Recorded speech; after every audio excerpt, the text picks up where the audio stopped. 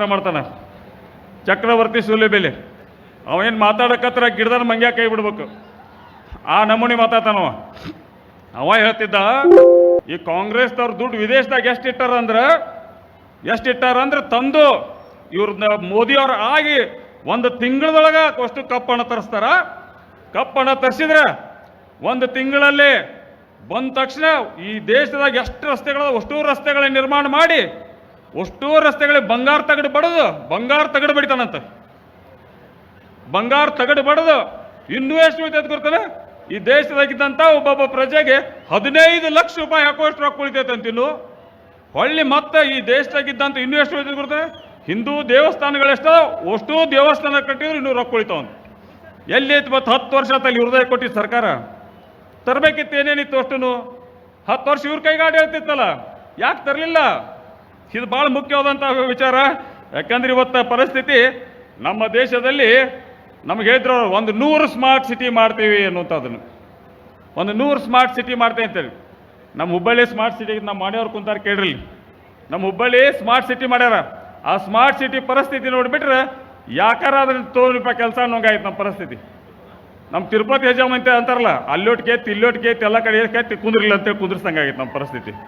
ಈ ವ್ಯವಸ್ಥೆ ಆತಂದ್ರೆ ಇವ್ರು ಯಾವ ಜನರ ಬಗ್ಗೆ ಕಳಕಳಿಲ್ಲ, ಅಭಿವೃದ್ಧಿ ಬಗ್ಗೆ ಕಳಕಳಿಲ್ಲ. ನಮ್ಮ ಮಾದಾವಿ ವಿಚಾರ ಮಾತಾಡ್ರಿ. ಮಾದಾವಿ ಬಂದ್ರಿ ಸಲ ಕೇಳ್ರಿ ಅವ್ರನ್ನ, ನಾಳೆ ಬೊಮ್ಮಾರಿಗೆ ಬಂದಾಗ ಕೇಳ್ರಿ.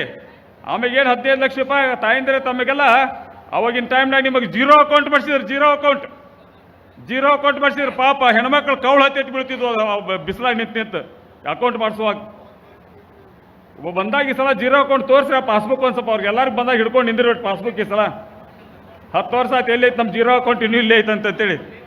ಯಾಕಂದ್ರೆ ಇವನ್ನೆಲ್ಲ ಭಾಳ ನೋವಿನಿಂದ ಹೇಳ್ಕೊಳ್ಳೋಂಥದ್ದು. ಜೊತೆಗೆ ಅಷ್ಟು ಸುಳ್ಳು ಹೇಳೋರಿಗೆ ಇವತ್ತು ಅಂಧ ಭಕ್ತರ ಇನ್ನೂ ಮಟನೂ ಅದರಲ್ಲ, ಅದನ್ನ ನನಗೆ ಆಶ್ಚರ್ಯ ಅನಿಸ್ತೈತಿ. ಕೆಲವು ಮಂದಿ ಟಿವಿ ಒಳಗೆ ಕೇಳಗತ್ತಾರ, ಮೋದಿ ಬೇಕಾದ್ರೆ ಪೆಟ್ರೋಲ್ 500 ರೂಪಾಯಿ ಮಾಡಲಿಲ್ಲ, ಮೋದಿಗೆ ಓಟ್ ಹಾಕ್ತೇವಂತ. ನಾ ಚಿಕ್ಕೇಡಿಗಳ ನೀವೊಬ್ಬ ಯಾವನ ಶ್ರೀಮಂತಿರ್ಬೇಕು, ಬಡವ್ರ ಪಾಳೆ ಹೇಳು, ನಮ್ಮ ರೈತರ ಪರಿಸ್ಥಿತಿ ಹೇಳು. ಇವತ್ತು ನೋಡ್ರಿ ಗೊಬ್ಬರ ದುಪ್ಪಟ್ಟಾಗಿ ಹೋಗೈತಿ. ಗೊಬ್ಬರ ದುಪ್ಪಟ್ಟು, ಡೀಸೆಲ್ ಬೆಲೆ ದುಪ್ಪಟ್ಟು. ಯಾವ್ದು ಹೋದ್ರೆ ನಮ್ಮ ರೈತರಿಗೆ ಬದುಕಕ್ಕೆ ಸಾಧ್ಯ ಇಲ್ಲ. ಇವತ್ತು ರಾಹುಲ್ ಗಾಂಧಿ ಅವ್ರು ಏನು ಇವತ್ತು ಕನ್ಯಾಕುಮಾರಿಯಿಂದ ಕಾಶ್ಮೀರವರೆಗೂ ನಡೆದ್ರು. ಭಾರತ್ ಜೋಡೋ ಯಾತ್ರೆಯಲ್ಲಿ ಒಬ್ಬ ರೈತನ ಮಾತಾಡ್ಸಿದ್ರು, ಮಹಿಳೆಯನ್ನು ಮಾತಾಡ್ಸಿದ್ರು, ನಿರುದ್ಯೋಗಿ ಯುವತಿಯನ್ನ ಸಣ್ಣ ಕೆಲಸ ಮಾಡುತ್ತಾ ಚಿಲ್ಲರ ವ್ಯಾಪಾರಸ್ಥ ಮಾಡುವಂತ ಹಿಡಿದು ದೊಡ್ಡ ಇಂಡಸ್ಟ್ರಿ ಮಾಲಕರ ಮಟನು ದರೊಬ್ಬರನ್ನು ಮಾತಾಡ್ಸ್ಕೊಂತ ದಾರಿ ಉದ್ದಕ್ಕೆ ಹೋದ್ರು. ಬಟ್ ಈ ದೇಶದ ಪರಿಸ್ಥಿತಿ ಏನೈತೆ ಅಂತ ಇವತ್ತು ಅರ್ಥ ಮಾಡ್ಕೊಂಡವ್ರು. ಇವತ್ತು ನಿಮ್ಗ ರಾಹುಲ್ ಗಾಂಧಿ ಅವ್ರು ಕೊಟ್ಟಂತದ ಒಣ್ಣೆದ ಈ ದೇಶದಲ್ಲಿದ್ದಂತ ರೈತರನ್ನ ಸಾಲದಿಂದ ಮುಕ್ತ ಮಾಡ್ತೇನೆ ಅನ್ನುವಂಥ ಮಾತನ್ನು ಒಣ್ಣೆ ತಮಗೆ ನಾವು ಕೊಟ್ಟೇವೆ ಅನ್ನುವಂಥ ಮಾತನ್ನು ಹೇಳಕ್ ಇಷ್ಟಪಡ್ತೀವಿ. ಈ ಸಲ ಭರವಸೆ, ಎರಡನೇ ಭರವಸೆ ತಾಯಂದ್ರಿಗೆ ನಿಮ್ಗೆ 1 ಲಕ್ಷ ರೂಪಾಯಿ, ಬಸ್ 1 ಲಕ್ಷ ರೂಪಾಯಿ ಕೊಡ್ತೇವೆ ಅಂದಾರ. ಇನ್ನೂ ಹಲವಾರು ಯೋಜನೆಗಳು ಇವತ್ತು ನಾವು ನಿಮ್ಮ ಮನೆಗೆ ಮುಟ್ಸೇವಿ. ಅವ್ನು ನೋಡ್ಕೊರಿ ಅಂತ ತಮ್ಮೆಲ್ಲರೂ ಕಳಕಳಿಯಿಂದ ವಿನಂತಿ ಮಾಡ್ಕೋತಾ ಈಗ ಪ್ರಿಯಾಂಕಾ ಗಾಂಧಿ ಅವರು ಆಗಮಿಸ್ತಾ ಇದ್ದಾರೆ. ತಾವೆಲ್ಲರನ್ನ ಅದ್ದೂರಿಯಿಂದ ಸ್ವಾಗತ ಮಾಡ್ರಿ ಅಂತೇಳಿ ವಿನಂತಿ ಮಾಡ್ಕೋತಾ ನನ್ನ 2 ಮಾತು ಮುಗಿಸ್ತೀನಿ.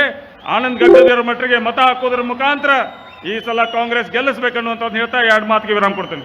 ಕಾಂಗ್ರೆಸ್ ಪಕ್ಷದ ಬಗ್ಗೆ ಬಹಳಷ್ಟು ಮೆಚ್ಚುಗೆ ಮಾತನಾಡ್ತಾ ಈ ಬಾರಿ ಆನಂದ್ ಸರ್ ಗಡದವ್ರ ಮಠ ಅವರಿಗೆ ಕಾಂಗ್ರೆಸ್ ಪಕ್ಷದ ಚಿಹ್ನೆಗೆ ಹೋಟನ್ ಹಾಕಂತ ಹೇಳ್ತಾ ಮೆಚ್ಚುಗೆ ಮಾತನಾಡ್ತಾ ಮಾನ್ಯ ಶ್ರೀ ವಿನಯ್ ಕುಲಕರ್ಣಿ ಸರ್ ಅವರಿಗೆ ಧನ್ಯವಾದಗಳು.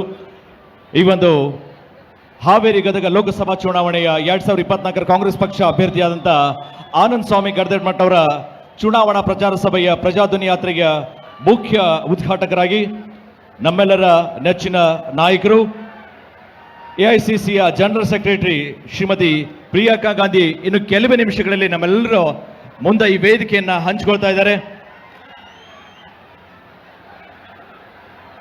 ಈ ಒಂದು ಪ್ರಜಾಧ್ವನಿ ಯಾತ್ರೆ ಕಹಳೆ ಮೊಳಗಿಸುವ ಮೂಲಕ ಉದ್ಘಾಟನೆಗೊಳ್ತಾ ಇದೆ.